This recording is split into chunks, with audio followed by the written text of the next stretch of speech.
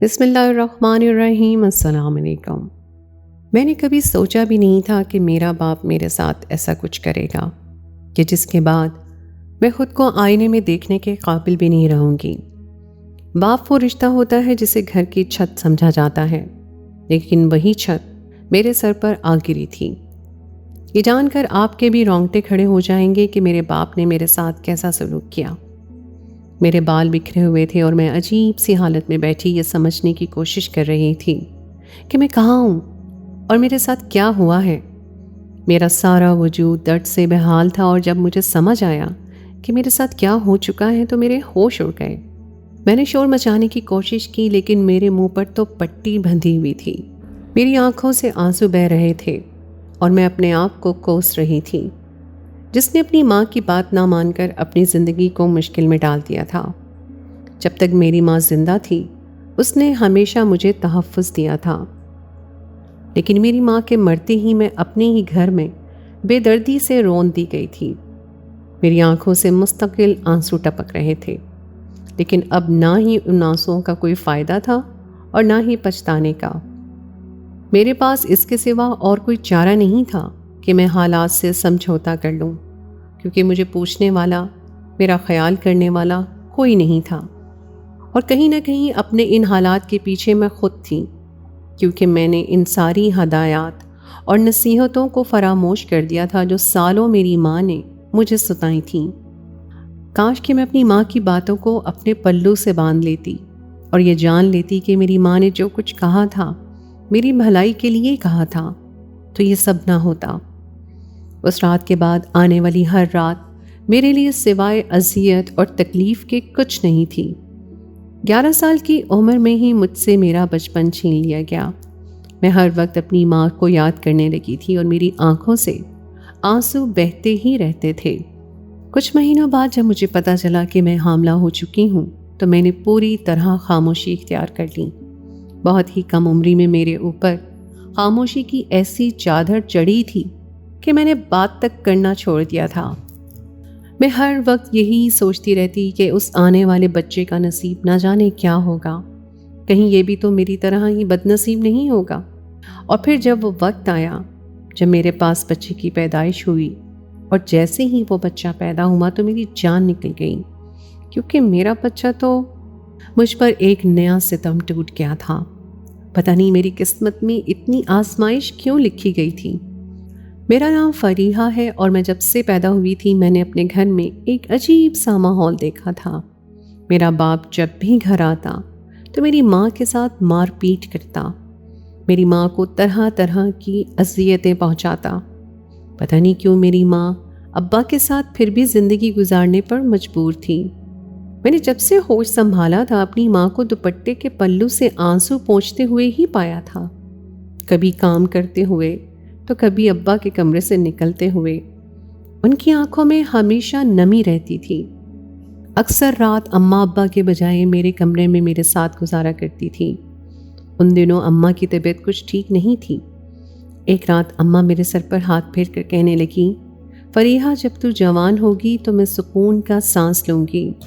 اماں کی بات سن کر میں حیران ہوئی کہ ابھی تو میں صرف 8 سال کی ہوں، اماں کو میرے جوان ہونے کی فکر لگی ہے۔ میں نے ہنس کر پوچھا، اماں تو مجھے جلدی بڑا کیوں دیکھنا چاہتی ہے؟ کیا گھر کے کام مجھ سے کروانے ہیں؟ میری بات سن کر اماں کہنے لگی، نہیں فری، مجھے تیری فکر ستاتی ہے۔ تو جلدی جوان ہو اور میں تیرا فرض پورا کر کے تجھے اس گھر سے رخصت کر دوں۔ تیرے لیے گھر ٹھیک نہیں ہے، میں تجھے یہاں مزید نہیں رکھنا چاہتی۔ میں ہر رات سولی پر گزارتی ہوں۔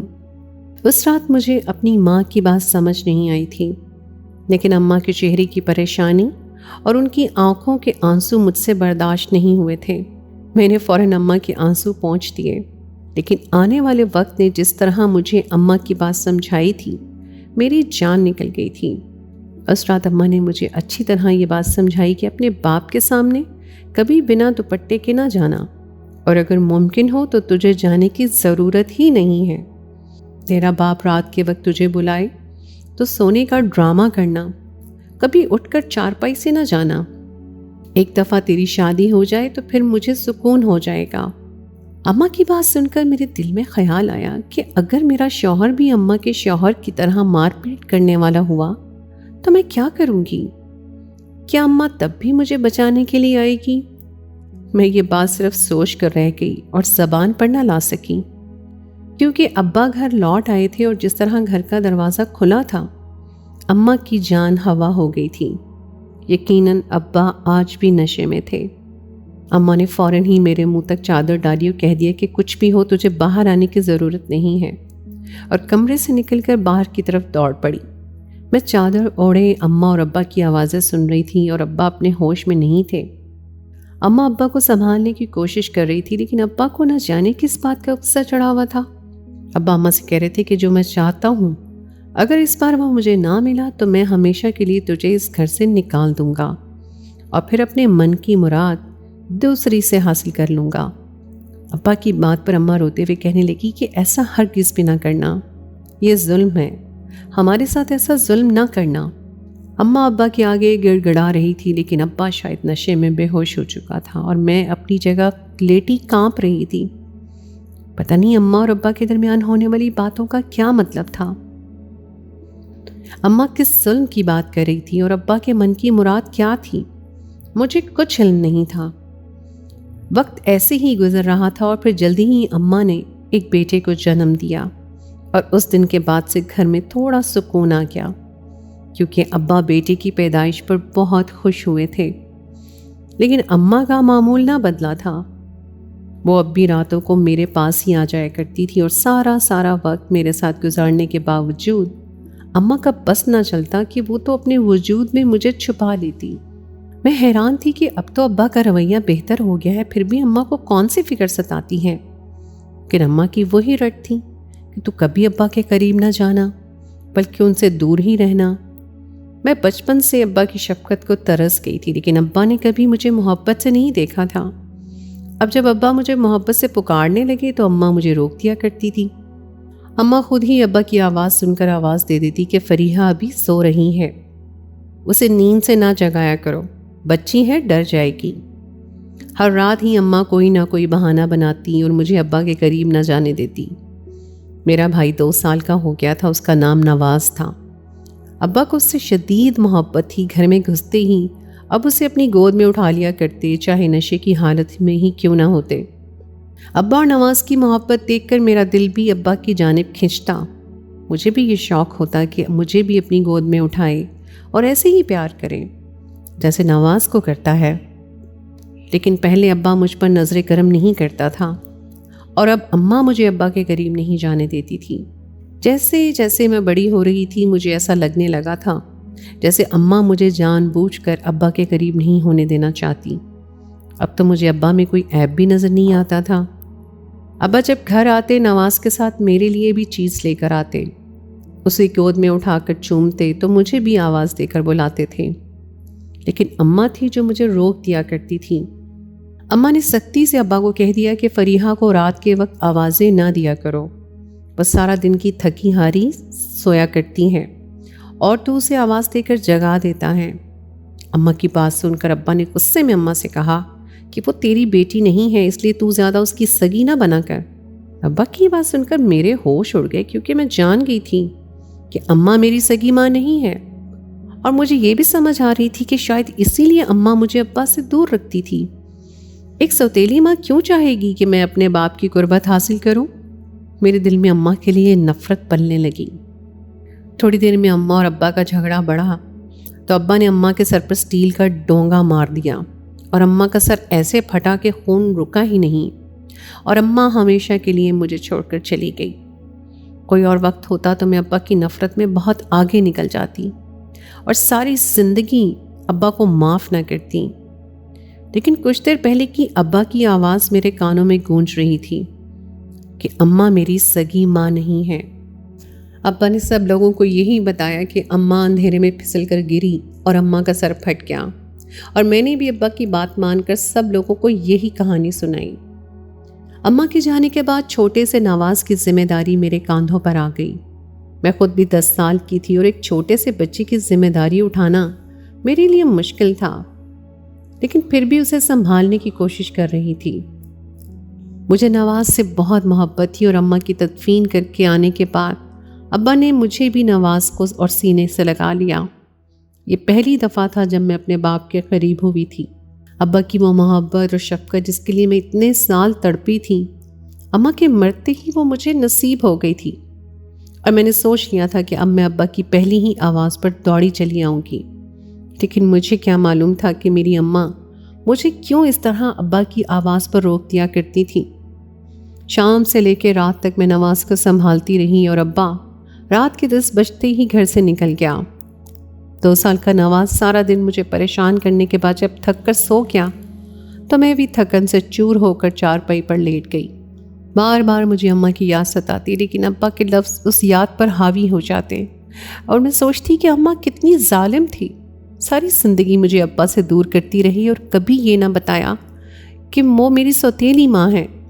انہی سوچوں میں مجھے نہ جانے کب نیند لگ گئی، اور جب آنکھ کھلی تو ابا کی آواز میرے کانوں میں پڑ رہی تھی۔ ابا مجھے بہت محبت سے آواز دے کر بلا رہا تھا، دیکھو فریحہ، میں تمہارے لیے کیا لایا ہوں۔ تمہیں چاکلیٹ چاہیے تھی نا، میں آج چاکلیٹ لے کر آیا ہوں۔ ابا کی آواز سن کر میں فوراً اٹھ بیٹھی۔ ایک پل کے لیے اماں کی آواز میرے کانوں میں گونج اٹھی، فریحہ کچھ بھی ہو، رات کے وقت اپنے باپ کے پاس نہ جانا، بلکہ سونے کا ڈرامہ کرنا۔ لیکن اب میں نہ ہی اماں رہی تھی اور نہ ہی اماں کی باتوں کا اثر باقی رہا تھا۔ ابا نے جیسے ہی محبت سے مجھے دوسری آواز لگائی تو میں نے فوراً کمرے کی کنڈی کھولنے جانے لگی، لیکن اسی وقت نواز نیند سے جاگ گیا اور زور زور سے رونے لگا۔ مجھے اماں نے ہمیشہ ہی کنڈی لگا کر سونا سکھایا تھا، اسی لیے اماں کے جانے کے بعد بھی میں نے کنڈی چڑھائی ہوئی تھی۔ نواز کی آواز نے مجھے روک دیا تھا اور میں اسے گود میں اٹھا کر خاموش کروانے لگی۔ وہ شاید ابا کی آواز سے ڈر کر اٹھا تھا، میرے سینے سے لگا تو خاموش ہو کر سو گیا۔ میں ابا کے پاس جانے کے بجائے اس سے ہی سینے سے لگائے ٹہلنے لگی۔ اگلی صبح جب کمرے سے نکلی تو ابا ناراض نظروں سے میری طرف دیکھتے ہوئے کہنے لگا، میں نے رات تجھے کتنی آواز لگائی فریحہ، کیا کانوں کو لپیٹ کر سوتی ہے جو تجھے باپ کی آواز سنائی نہ دی؟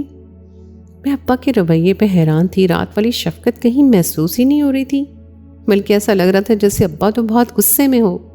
میں نے ڈرتے ڈرتے ابا سے کہا کہ ناراض نہ ہو ابا، رات کو نواز بہت رو رہا تھا، اس لیے میں تیری آواز کا جواب نہ دے سکی، اور ویسے بھی اماں منع کیا کرتی تھی کہ رات کو ابا کے پاس نہ جایا کر۔ میری آواز سن کر ابا چونک گئے اور پیار سے مجھے اپنے پاس بٹھا کر کہنے لگے، تیری اماں کو تو مجھ سے بلا وجہ کی نفرت تھی، اگر میں نشہ بھی کرتا ہوں تو تیری ماں کی وجہ سے ہی، کیونکہ تیری ماں نے کبھی مجھے اس گھر میں سکون کا سانس نہیں لینے دیا۔ میں نے ابا سے پوچھا کہ کیا اماں میری سگی ماں نہیں تھی؟ میری بات سن کر ابا حیرانی سے میری طرف دیکھ کر کہنے لگے، یہ بات کس نے بتائی؟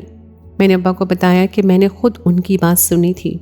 ابا عجیب انداز سے کہنے لگے، ہاں وہ تیری ماں سگی نہیں تھی اور اب وہ مر گئی ہے، وہ ہم دونوں کو دور رکھنا چاہتی تھی، لیکن اب تجھے مجھ سے کوئی دور نہیں کرے گا۔ یہ کہہ کر ابا نے مجھے اپنے سینے سے لگایا تو میں خاموشی سے ابا کی محبت کو محسوس کرنے لگی۔ اماں نے اتنے سالوں تک مجھے ابا سے اسی لیے متنفر کر رکھا تھا کیونکہ وہ میری سگی ماں نہیں تھی، اور اسے ڈر تھا کہ میں اگر اپنے باپ کے قریب ہو جاؤں گی تو اسے نقصان ہو سکتا ہے۔ ابا بنا ناشتہ کیے ہی گھر سے نکل گیا اور میں نواز کو سنبھالتے سنبھالتے گھر کے کام کر رہی تھی۔ مجھے نہیں سمجھ آ رہا تھا کہ میں کیسے چھوٹے سے بچے کے ساتھ سارے گھر کے کام کروں گی، اور جب شام کو ابا واپس لوٹا تو میں نے یہی بات ابا سے کہہ ڈالی۔ ابا کہنے لگا، تو فکر نہ کر، آج کی رات میں تیری پریشانی دور کر دوں گا۔ ابا کی بات سن کر میں حیرانی سے پوچھنے لگی کہ ابا آج کی رات ایسا کیا ہونے والا ہے؟ اب ابا مسکرا کر کہنے لگے کہ میں تجھے آواز دوں گا تو دوڑی چلی آنا، پھر میں تجھے ایک سرپرائز دوں گا۔ سرپرائز کا سن کر میں بے چین ہو گئی، مجھے لگا ابا میرے لیے کوئی تحفہ لے کر آنے والا ہے۔ رات کو میں نے جلدی نواز کو سلا دیا اور جیسے ہی ابا نے مجھے آواز دی میں فوراً کمرے سے باہر نکل آئی۔ ابا صحن میں چارپائی پر بیٹھا تھا، مجھے دیکھ کے خوش ہوا اور اپنی گود میں بٹھا کر چاکلیٹ کھلانے لگا۔ میں ابا سے ان کے سرپرائز کا پوچھ رہی تھی کہ اچانک ہی میرا سر چکرانے لگا۔ نہ جانے اس چاکلیٹ میں ایسا کیا تھا کہ تھوڑی دیر بعد میں اپنے ہوش کھونے لگی، اور جب مجھے ہوش آیا تو میری پوری دنیا لٹ چکی تھی۔ مجھے میرے ہی باپ نے زندہ درگور کر دیا تھا، اور اب مجھے سمجھ آیا تھا کہ میری ماں مجھے کیوں ابا سے دور رکھتی تھی۔ میں بے یقینی کی کیفیت میں ادھر ادھر دیکھ رہی تھی، لیکن جو ہونا تھا وہ ہو چکا تھا۔ طوفان آ کر گزر چکا تھا اور 10 سال کی عمر میں ہی میں اپنے باپ کے ظلم کا شکار ہو گئی تھی۔ اس چاکلیٹ میں شاید نشہ تھا کہ اسے کھاتے ہی میں غنودگی میں جانے لگی تھی، اور اسی حالت میں میرے باپ نے مجھ پر اتنا بڑا ستم ڈھایا تھا اور زبردستی میرا نکاح پڑھوا دیا تھا۔ مجھے ہلکا ہلکا یاد تھا کہ کسی نے مجھے گود میں اٹھا کر گاڑی میں ڈالا تھا، اور پھر آہستہ آہستہ میں اپنے پورے ہوش کھو بیٹھی تھی۔ اس سے پہلے میری ماں کا چہرہ میری آنکھوں کے سامنے لہرایا تھا۔ میری ماں نے مجھے کتنا روکا تھا، کتنا سمجھایا تھا، لیکن میں نے ان کی ہر بات کو فراموش کر دیا اور اپنے باپ کی جھوٹی محبت کے چنگل میں پھنس گئی تھی۔ جب مجھے ہوش آیا تو میں ایک بڑے سے کمرے میں بند تھی اور میرے منہ پر پٹی بندھی ہوئی تھی۔ نہ میں چیخ سکتی تھی، نہ ہی میں کہیں جا سکتی تھی۔ میں جانتی تھی کہ میرے ساتھ گزری رات کیا ہو چکا ہے۔ 11 سال کی عمر میں ہی میں اپنا سب کچھ گنوا بیٹھی تھی۔ میری شادی ایک 40 سال کی عمر کے مرد سے ہوئی تھی، اور جب میں نے اسے التجا کی کہ وہ مجھے آزاد کر دے تو اس نے مجھے بتایا کہ میرے باپ نے پورے 25 لاکھ کے عوض مجھے فروخت کیا ہے اور وہ مجھے ایسے آزاد نہیں کر سکتا۔ اس نے مجھے یقین دلایا تھا کہ وہ مجھے کوئی نقصان نہیں پہنچائے گا، بلکہ ایک عالیشان زندگی دے گا۔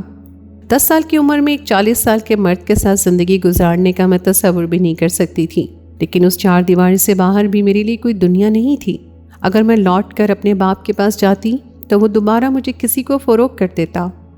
میرا بھائی تو بہت چھوٹا تھا اور اماں ہمیشہ کے لیے مجھے چھوڑ کر جا چکی تھی۔ زندگی ایک ایسی کہانی بن چکی تھی جس سے میں سوائے تکلیف اور درد کے کچھ نہیں نظر آتا تھا۔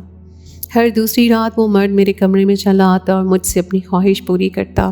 کئی دفعہ میں اس کے آگے گڑ گڑا کر روئی کہ مجھے زندگی سے آزاد کرتے، لیکن اتنی بڑی رقم کے بدلے اس نے مجھے خریدا تھا، وہ بھلا مجھے کیوں آزاد کرتا؟ اور پھر یہ بات مجھے بعد میں پتہ چلی کہ اس نے مجھ سے شادی کیوں کی تھی۔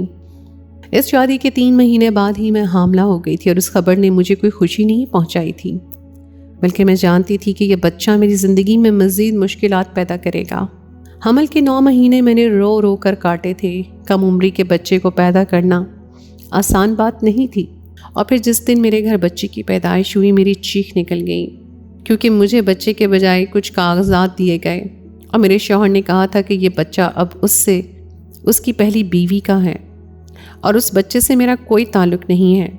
اپنے شوہر کی بات سن کر میری جان نکل گئی۔ اس نے مجھ سے یہ شادی بچے کے لیے کی تھی، اور جب اسے بچہ مل گیا تو اسے میری ضرورت نہیں رہی تھی، لیکن اس نے مجھ پر اتنا رحم کھایا تھا کہ مجھے گھر سے نہیں نکالا اور نہ ہی کسی چیز کی کمی ہونے دی، بلکہ مجھے پڑھائی کی بھی اجازت دے دی۔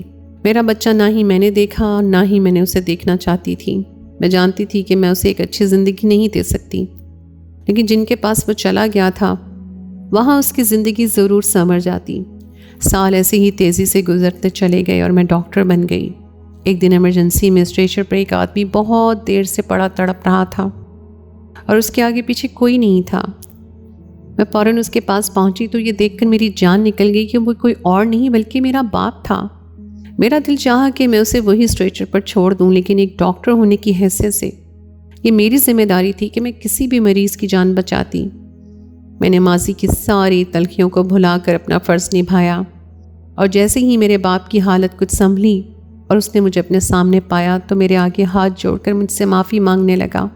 میرے باپ نے مجھے بتایا کہ میری ماں سگی ماں نہیں تھی بلکہ وہ میری خالہ تھی، اور میرے ماں باپ کے مرنے کے بعد اس نے مجھے گود لے لیا تھا، لیکن وہ اپنی کوکھ سے کوئی بچہ پیدا نہیں کر سکی تھی، اس لیے ابا ہر وقت اسے یہی بات کہتا کہ یا تو مجھے بچہ دو یا میں ہمیشہ کے لیے تمہیں اپنی زندگی سے نکال دوں گا۔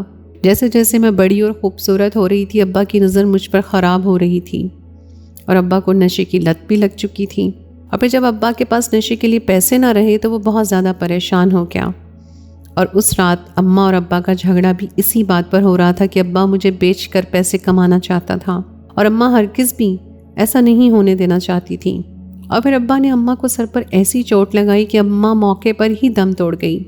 اماں کے مرتے ہی ابا نے مجھے اپنی باتوں میں پھنسایا اور نشہ دے کر ایک رئیس کے ہاتھوں مجھے نکاح کے نام پہ فروخت کر دیا۔ اس آدمی نے مجھ سے بچے کے لیے شادی کی تھی، اور جب اولاد مل گئی تو اس نے میری زندگی کو جہنم بنانے کے بجائے مجھے آزادی سے جینے کا حق دے دیا۔ آج میں ڈاکٹر بن کر ابا کے سامنے کھڑی تھی اور ابا وہ بیٹا جس کے لیے وہ دن رات اماں کو مارا کرتا تھا، جس کی پیدائش کے لیے منتیں مانگا کرتا تھا، اس بیٹے نے ابا کو نشے کی حالت میں مار پیٹ کر گھر سے نکال دیا تھا، اور ابا کا گھر بھی اپنے نشے کے لیے فروخت کر دیا تھا۔ اس کے پاس نہ ہی رہنے کے لیے کوئی ٹھکانہ تھا اور نہ ہی کوئی اولاد۔ ابا کو اپنے گناہوں کی سزا مل گئی تھی۔ میں نے ابا کو سینے سے لگایا اور معاف کر دیا، کیونکہ میں بھی اپنی زندگی میں آگے بڑھ چکی تھی۔ بھلے ہی میری شادی عمر رسیدہ انسان سے ہوئی تھی، لیکن اس نے مجھے ایک اچھی زندگی دی اور مجھے ڈاکٹر بنا کر میرے پیروں پر کھڑا کر دیا تھا۔ میں ابا کو لے کر اپنے گھر چلی آئی تھی۔ مجھے نہیں معلوم تھا کہ میں نے انہیں معاف کیوں کیا، لیکن شاید میرے دل میں ان کے لیے آج بھی ویسی ہی محبت تھی جیسے میں بچپن میں محسوس کیا کرتی تھی۔ آج ابا میرے رحم و کرم پر ہے اور میں ایک اچھی بیٹی ہونے کا فرض نبھا رہی ہوں۔ میرا وہ بیٹا جسے میں نے جنم دیا تھا، اسے میرا شوہر مجھ سے ملوانے کے لیے لانے لگا تھا۔ میں اسے دیکھ کے خوش ہو جایا کرتی تھی۔ میری زندگی جیسے مکمل ہو گئی تھی۔ زندگی میں سب کو سب کچھ نہیں ملتا، میں نے اس بات پر یقین کر لیا تھا، اور اسی بات نے مجھے سکون پہنچا دیا تھا۔ تو دوستو، یہ تھی میری آج کی کہانی۔ امید ہے آپ کو آج کی کہانی پسند آئی ہوگی۔ کہانی اچھی لگے تو اس کو لائک ضرور کیجیے، اپنے دوستوں کے ساتھ شیئر کیجیے، اور اگر آپ نے ابھی تک میرے چینل کو سبسکرائب نہیں کیا تو اس کو فوراً سبسکرائب کر لیجیے۔ ساتھ ہی لگے ہوئے بیل کے بٹن کو بھی پریس کر دیں تاکہ آپ کو میری آئندہ آنے والی کہانی کا نوٹیفیکیشن بر وقت مل سکے۔ اگلی کہانی تک کے لیے مجھے دیجیے اجازت۔ خدائے پامان۔